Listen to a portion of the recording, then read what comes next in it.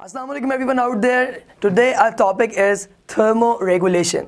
Thermoregulation क्या है? हम लोगों ने इससे पहले डिस्कस किया था अबाउट ऑस्मोरेगुलेशन. अब नाम से जाहिर है कि आप लोगों को थोड़ा बहुत आइडिया हो रहा है कि थर्मो मीन्स ऑलवेज टेम्परेचर, और उसके साथ हम लोग बात कर रहे हैं जब रेगुलेशन की, तो इसका मतलब डेफिनेटली ये है कि जो आपके पास टेम्परेचर है उसकी रेगुलेशन हो रही है बॉडी के अंदर, ताकि हम उसको उसकी मिनिमम ऑप्टिमम रेंज के अंदर रख सकें, ताकि आपकी बॉडी नॉर्मल फंक्शनिंग जो है वो परफॉर्म कर सके.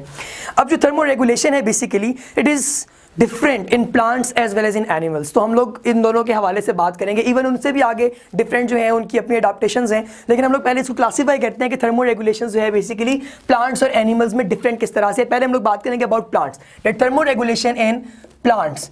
तो जो प्लांट्स हैं वो किस तरह से रिस्पॉन्ड करते हैं अपने आउटर एटमॉस्फेरिक टेम्परेचर को, और किस तरह से अपनी बॉडी के अंदर अडाप्टेशंस ऐसी लेकर आते हैं ताकि वो इस टेम्परेचर की के खिलाफ टॉलरेंट हो सके. तो दो तरीके हमारे पास हो सकते हैं. एक तो ये वार्म टेम्परेचर के साथ अपना जो है वो रिस्पॉन्स आपको नोट करवाए, और दूसरा है जब कोल्ड टेम्परेचर हो तो तब ये अपना किस तरीके से बिहेवियर शो करवाएगा एक्सटर्नल एनवायरनमेंट के हवाले से. एक चीज़ जो आप लोगों ने इसमें नोट रखनी है कि प्लांट्स के अंदर जब हम वार्म टेम्परेचर की बात कर रहे हैं तो there are specific proteins which are termed as heat shock proteins. जो हीट शॉक प्रोटीन्स हैं दीज आर प्रेजेंट. ये इनका काम है कि जब आपके एटमॉस्फेयर में टेम्परेचर बहुत ज़्यादा हो जाए तो ये उस टेम्परेचर को जब आपका प्लांट एब्जॉर्ब ना कर पाए तो ये प्रोटीन्स जो हैं ये अपनी कुर्बानी देके प्लांट की जो इंटरनल होम्योस्टेटिक कंडीशंस हैं उनको बरकरार रखती है. तो इसके अलावा जो वार्म टेम्परेचर है उसमें क्या होगा, जो प्लांट है वो मैक्सिमम जो है कोशिश करेगा कि वो अपने अंदर पानी को वो रिजर्व रखे अगर उस इलाके में पानी की कमी है, और अगर इलाके में पानी की ज़्यादती है तो ट्रांसपीरेशन का प्रोसीजर बढ़ता रहेगा. इसी तरीके से प्लांट अपने इंटरनल बॉडी टेम्परेचर को अपनी मिनिमम रेंज में रखने के लिए जो अपना मेटाबॉलिक रेट है उसको थोड़ा बहुत लो रखेगा ताकि बहुत ज़्यादा जो है उसके अंदर हीट जनरेट ना हो पाए. बाकी इस तरह की आपके पास जो है कुछ कंडीशंस जो आप लोगों को इल्म है. लेकिन अगर ऐसा हो जाए कि टेम्परेचर बहुत ही ज़्यादा हो जाए और इसके अंदर ज़्यादा कि अब जो प्लांट है उसकी टॉलरेंट कंडीशन से वो बाहर निकल रहा है, तो फिर इवेंचुअली जो प्लांट्स हैं वो डिके होना शुरू हो जाएंगे, और एक ऐसी हद आ जाएगी अगर हमारे पास जो क्लोरोफिल की जो टॉलरेंस है टेम्परेचर के ऊपर अगर उससे बढ़ जाएगा टेम्परेचर, तो अल्टीमेटली ये सारी चीज़ें भी डिस्ट्रक्ट हो जाएंगी और प्लांट की एक्टिविटी परफॉर्म नहीं हो पाएगी. और अगर हम लोग बात करें कि कोल्ड टेम्परेचर के हवाले से कि कोल्ड टेम्परेचर में वो किस तरह से जो है वो रिस्पॉन्ड करता है, तो कोल्ड टेम्परेचर में सबसे पहली चीज़ जो आप लोगों को पता होनी चाहिए कि प्लांट्स लेयर्स कैसी बनाता है, जो लेयर्स जैसे आउटर एटमॉस्फेरिक कंडीशंस हैं, ड्रास्टिक कंडीशंस उनसे महफूज रखती. अब जो कोल्ड टेम्परेचर है उसमें क्या होगा कि अगर इस इलाके में, जैसे आपको पता है कि हर प्लांट जो है वो डिफरेंट जो अपना टेम्परेचर जो है उसके हवाले से डिफरेंट एरियाज में रहता है. फॉर एग्जाम्पल किसी इलाके का टेम्परेचर बहुत ज़्यादा है, वहाँ के प्लांट्स डिफरेंट होते हैं. अगर किसी का मीजो टेम्परेचर है तो वहाँ पे कुछ और तरह के प्लांट्स होंगे. अगर वो ज़ीरोफाइट्स हैं तो वो बहुत ज़्यादा ड्रास्टिक कंडीशन में रहते हैं. जो कोल्ड इलाके हैं उनमें भी उगने वाले प्लांट्स बड़े स्पेशल होते हैं. लेकिन अगर कभी ऐसा हो जाए कि नॉर्मल, मतलब अगर मीजो हम लोग इलाके की बात करें जहाँ पे बड़ा दरमियानी रेंज है टेम्परेचर की, वहाँ पे पौधे प्रेजेंट हैं, तो उन पौधों में अगर कोई प्रॉब्लम आ रहा है तो उससे बचने के लिए फिर इन लोगों ने अपने अंदर एक फैट्स की भी बाज़ दफ़ा लिपिड्स की यानी फैटी एसिड्स को, अगर हम लोग इसको टू बी वेरी प्रिसाइज बात करें तो फैट्स की लेयर्स बना लेते हैं ताकि ये आउटर जो कूल टेम्परेचर है उससे अपने आप को बचा सके और अपनी मेटाबॉलिक एक्टिविटीज़ को जो है ये एक्सेलरेट रख सकें, ताकि ये बाहर वाली कंडीशन से जो है वो बहुत ज़्यादा नुकसान इनको ना पहुँचे. तो हमारी किताब में जो है वो इतना ही तकरीबन डिस्कस किया गया. उसके अलावा आपको थोड़ा सा बताया हुआ है कि कौन कौन से ऐसे हमारे पास प्लांट्स हैं जो प्लांट्स जो हैं उन वो कोल्ड रीजन में ग्रो करते हैं, जैसे कि ऑक्स हैं, मेपल्स हैं, रोजेज़ हैं. तो ये हमारे पास ऐसे प्लांट्स हैं जो कि कोल्ड टेम्परेचर में ही सर्वाइव कर सकते हैं. अगर बहुत ज़्यादा हीट वाले टेम्परेचर में हम लोग इन्हें ले जाएंगे, हीट वाले इलाके में ले जाएंगे, तो अल्टीमेटली ये ग्रो नहीं कर पाएंगे. और ऐसा भी होता है कि इस तरह के प्लांट्स जो हैं अगर उनको हम लोग लेबॉर्ट्री में ला के प्रिपेयर करना चाहें तो लेबॉर्ट्री के अंदर भी फिर हम लोगों को ये करना पड़ता है मजबूरीतन कि हमें वैसा टेम्परेचर, वैसी कंडीशन, सारा कुछ फ्राहम करना पड़ता है ताकि इनकी ग्रोथ पे कोई फ़र्क ना पड़े, इनकी ग्रोथ स्टंटेड ना हो, वो प्रॉपर ग्रोथ हो. सो इसके साथ साथ हम लोग चलेंगे कि प्लांट्स के अलावा दूसरी जो मेजर कैटेगरी हमारे पास मौजूद है that is of course animals. कि जो एनिमल्स हैं वो किस तरह से थर्मोरेगुलेशन करते हैं, और थर्मोरेगुलेशन जो है उसकी बेसिकली उनमें टाइप्स कौन से हैं, कि मतलब किस तरह से उनकी बॉडी का टेम्परेचर जो है वो डिफरेंट है.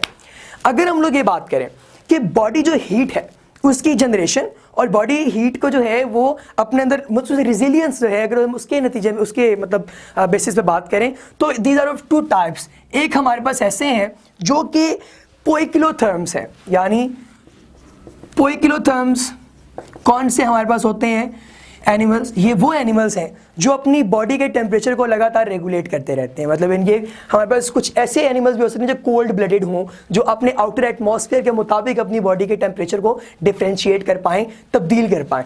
दूसरे में बस एक और तरीका है जो है, that is homeotherms. Homeotherms is the word if I am not wrong. So homeotherms जो हैं includes birds and mammals and other organisms जो कि warm blooded हैं और अपनी बॉडी का टेम्परेचर जो है उसको विद इन नैरो रेंज वो तब्दील नहीं करते, और जब बहुत ज़्यादा अगर टेम्परेचर है तो उसके खिलाफ कोई ऐसा रिस्पॉन्स मैकेनिज्म डेवलप करते हैं कि उनकी बॉडी जो है वो अपना मेंटेन करे टेम्परेचर, क्योंकि वार्म ब्लडेड अपनी बॉडी का टेम्परेचर जो है उसे मेंटेन रखते हैं। अगर हम ह्यूमन बींग्स की बात करें तो 37 degree Celsius is your optimum body temperature. ये परमानेंट है, इसने ना इससे बढ़ना है ना कम होना है। हाँ, अगर ये बढ़ेगा या कम होगा there would be something wrong with human beings. तो ये चीज़ें आप लोगों को पता होनी चाहिए। लेकिन इसके अलावा एक और हमारे पास जो है वो बेसिस है, वो ये कि हीट का अपने आउटर एटमॉस्फेयर के साथ जो ताल्लुक डेवलप करना है उसकी बेसिस पे भी हम लोग जो है वो प्लांट को मतलब थर्मोरेगुलेशन की बेसिस पे 3 कैटेगरीज में फर्दर डिवाइड कर सकते हैं। अगर उन कैटेगरीज की मैं बात करूं तो दैट वुड बी एंडोथर्म्स, एक्टोथर्म्स और हेट्रोथर्म्स। बायोलॉजी में जो चीज़ बहुत इंपॉर्टेंट है वो ये है कि आप नेम्स के हवाले से चीज़ों को समझना शुरू करें। अगर आपको नामों का, टर्म्स का पता लग जाए तो आप बहुत आसानी से समझ सकते हैं कि किसी चीज़ की डेफिनेशन क्या है। अब अगर हम लोग इस बेस पे बात कर रहे हैं कि टेम्परेचर डेवलप कैसे किया जा रहा है, उसे जनरेट कैसे किया जा रहा है, तो अगर तो वो बॉडी के अंदर जनरेट हो रहा है बाय मेटाबॉलिक एक्टिविटीज़ या अदर थिंग्स जो कि बॉडी के अंदर परफॉर्म हो रही हैं, that would B of course endotherms. अगर ऐसा है कि बॉडी हीट जनरेट हो रही है और उसको हम आउटर एटमॉस्फेयर के साथ जो है वो मतलब उसमें डिसिपेट कर रहे हैं, वो किसी भी तरीके से हम आउटर एटमॉस्फेयर में उसे जो है वो मतलब फैला रहे हैं, अपनी बॉडी से निकाल रहे हैं, तो दैट वुड बी एक्टोथर्म्स, वो एक्टोथर्म्स होंगे। और अगर ऐसे हों जो कि कभी अपनी बॉडी की जो हीट है उसको अपनी बॉडी में कंजर्व रखें ताकि उन्हें पता हो कि हो सकता है उन्हें कल को इसकी नीड होगी, इसकी ज़रूरत पड़ेगी, लेकिन जब कभी ज़रूरत हो वो अपनी बॉडी का टेम्परेचर बाहर भी निकाल दें। अब यानी कि वो हेट्रो बेसिस पे काम करें, डिफरेंशियल बेसिस पे काम करें according to their environmental requirements और देयर बॉडी रिक्वायरमेंट्स, तो that would be termed as heterotherms of course. तो ये हमारे पास डिफरेंट जो है वो ऑर्गेनिजम्स हैं। तो हमारी बुक के अकॉर्डिंग कुछ एग्जांपल्स आपको शायद दी हुई हो हेट्रोथर्म्स में, जिस तरह बैट्स की, हमिंग बर्ड्स की एग्जांपल दी हुई है। और अगर एक्टोथर्म्स की बात की जाए तो उसके अंदर हमारे पास कुछ इन्वर्टिब्रेट्स की एग्जांपल लाइक फिशेस वगैरह। आपको पता है कि फिश जो है दैट इज कोल्ड ब्लडेड, तो ऑफ कोर्स वो अपना बॉडी टेम्परेचर जो है उसे लूज भी करेगी, गेन भी करेगी, so that's why that is ectotherm. और एंडोथर्म में ऑफ कोर्स मैमल्स होंगे, क्योंकि मैमल्स जो हैं और बर्ड्स कि वो अपनी बॉडी का टेम्परेचर जो है वो कंजर्व रखते हैं। तो ये बेसिकली हमारे पास अगर हम बात करें तो ये उसी ही की आगे जो हमारे पास होम्योथर्म्स है उससे भी हम इसको आगे किसी तरीके से डेरिवेट करवा सकते हैं टैक्सोनॉमिक हायरार्की के हवाले से। तो बाकी हम लोग जो है वो इसके ऊपर डिस्कशन जो है वो फर्दर कर सकते हैं। अब इसके अलावा हमारे पास एक और इम्पॉर्टेंट चीज़ है, that is thermoregulation in humans, in mammals. इसके अलावा एक और इम्पॉर्टेंट चीज़ जो हमारी है वो ये है कि थर्मोरेगुलेशन जो है उसको हमने अपने आउटर एक्सटर्नल जो हमारे पास एनवायरनमेंट है उसके साथ जो हीट एक्सचेंज करना है एनिमल का और उसके एटमॉस्फेयर का, एनवायरनमेंट का, उसमें कुछ ऐसी एडाप्टेशंस हमारी बॉडी में होनी चाहिए जिन एडाप्टेशंस की बेसिस पे हम लोग ये कह सकें कि हमारी बॉडी का और आउटर एटमॉस्फेयर का आपस में जो ताल्लुक है वो बरकरार रहे और हमारा जो होम्योस्टेसिस है वो भी बेसिकली अपनी पूरे औज पर रहे, वो डाउनवर्ड ना आए। तो अब इसको हम लोग फिर यूं करेंगे कि हम लोग इसको बेसिकली 3 कैटेगरीज में डिवाइड करेंगे, क्योंकि वो ऐसी कौन कौन सी एडाप्टेशंस हैं जिनकी बेसिस पे हमारी बॉडी जो है वो अपना टेम्परेचर कंजर्व रख सकती है या वो अपनी थर्मोरेगुलेशन जो है उसे बेटर परफॉर्म कर सकती है। पहली जो हमारे पास एडाप्टेशन है that is of course structural adaptation. These are the adaptations of animal's body. Structural adaptations, first of all, ladies and gentlemen. अब नाम आपको बता रहा है कि यहाँ पे मॉर्फोलॉजिकल कुछ ऐसी चेंजेस होंगी जो कि आउटर एटमॉस्फेयर से आपकी बॉडी को कंजर्व रखेंगे। अच्छा, हम लोग कभी गौर करें तो हम लोग फॉर एग्जांपल मतलब यहाँ रहते हैं पाकिस्तान के अंदर, अगर हम लोग चले जाएं किसी और कंट्री में तो हमें शुरू में हो सकता है कि वहाँ के एटमॉस्फेयर से, वहाँ की आबो हवा से थोड़ा बहुत प्रॉब्लम हो, लेकिन with in the passage of time your body would be adopted. आप रोजाना अगर 10 सीढ़ियाँ चढ़ते हैं और एक दिन आपको 20 या 50 सीढ़ियाँ चढ़नी चढ़े, मगर आपको पड़ जाएं तो आप लोग को ऑफ कोर्स आपके पाँव में जो है वो लैक्टिक एसिड फॉर्मेशन खलियां बढ़ जाएंगी। लेकिन अगर आप डेली 50 सीढ़ियां चढ़ रहे हैं तो with in the passage of time, a very small interval of time, आपको लगेगा कि एक नॉर्मल प्रोसीजर है, यानी आप अडाप्ट कर लिया, आपकी बॉडी, ये नेचर का एक ऐसा निज़ाम है कि आपकी बॉडी बहुत अडाप्टिव है। तो अब जो स्ट्रक्चरल अडाप्टेशंस हैं, this are very very important for the proper thermoregulation and for homeostatic conditions of course. अब हमारी बॉडी के मुताबिक आपके पास जो है वो स्वेट ग्लैंड्स और पैंटिंग, फॉर एग्जांपल डॉग्स हैं। अब डॉग्स जो हैं जब उन्हें बहुत ज़्यादा सांस लेना होता है तो वो पैंटिंग करते हैं, हाँफते हैं। इसी तरह अगर ह्यूमन बींग्स की बात की जाए, अब जो हमारे पास इसको मैं पेंटिंग एक यहाँ पे हम लोग लिखेंगे, और दूसरा हमारे पास है स्वेट ग्लैंड्स। अब ऑफ कोर्स आपको पता है कि जो स्वेट ग्लैंड्स हैं उनका बेसिक फंक्शन ही ये है कि अगर आउटर एटमॉस्फेयर में टेम्परेचर बहुत ज़्यादा हो जाए तो वो क्या करें, वो पसीना निकालें और उस पसीने से आपकी बॉडी का इंटरनल टेम्परेचर जो है वो बैलेंस हो जाए, ताकि हमारी बॉडी अपनी एक्टिविटी प्रॉपर तरीके से परफॉर्म करने के काबिल हो जाए। और स्वेट ग्लैंड्स के अलावा हमारे पास कुछ ऐसी जो एडाप्टेशन जो स्ट्रक्चरल थी, स्ट्रक्चरल के अलावा हमारे पास एक और तरह की एडाप्टेशन हैं, and those are physiological adaptations।